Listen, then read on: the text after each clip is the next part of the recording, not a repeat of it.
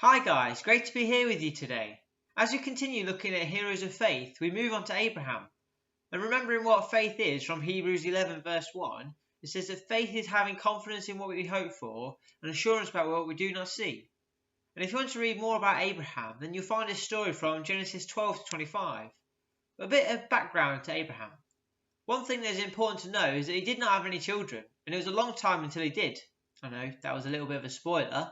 And at the start, he was called Abram, but God changed his name to Abraham, which means father of many, while Abraham had no children. But was this like a cruel mockery over Abraham, or did God have a plan in place? No prizes for guessing which one.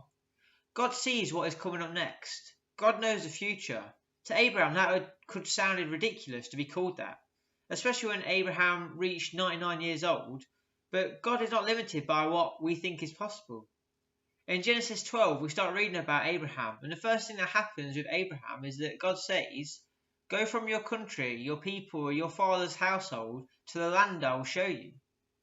God is telling Abraham to leave everything, leave his family, his friends, leave everything that he can't carry with him, leave the area he knows so well, and just go. And just keep going until God says so. Abraham didn't know when God would say stop.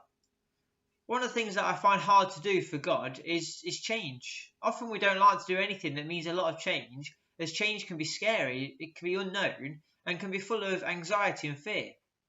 But Abraham knows that God knows best, and if God says that actually, if you just stay here where you are, then you might be okay, you might have an okay life, but if you go where I want you to go, then an amazing life awaits for you. It is worth going every time. An amazing life, an exciting life with God, where you see God do incredible things, and you'll be part of that. That takes boldness, bravery, and above all, faith. It takes faith to change that much. And that is the kind of faith Abraham had. Abraham gets two separate mentions in Hebrews 11, and if you thought the first was difficult to do, then you should see what happens next. Giving God the thing you love most. We can say that God is our number one, but it's not until that choice actually comes up that we really know.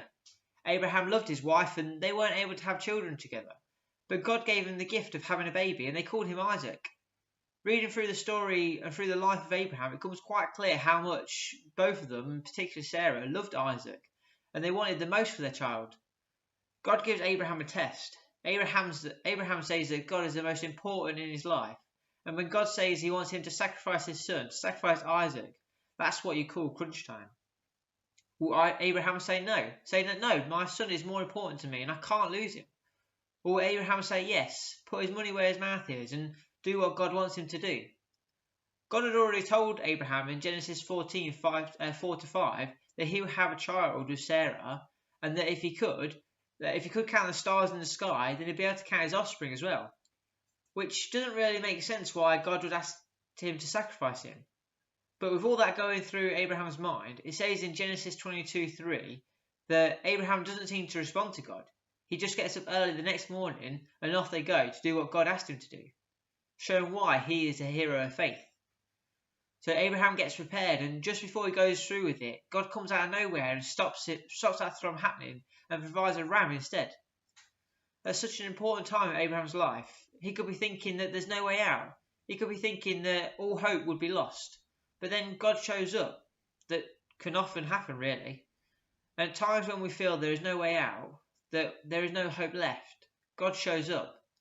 Abraham showed us that he had God as number one in his life. And at no point did God disappoint him. Let's try and show the faith that Abraham did.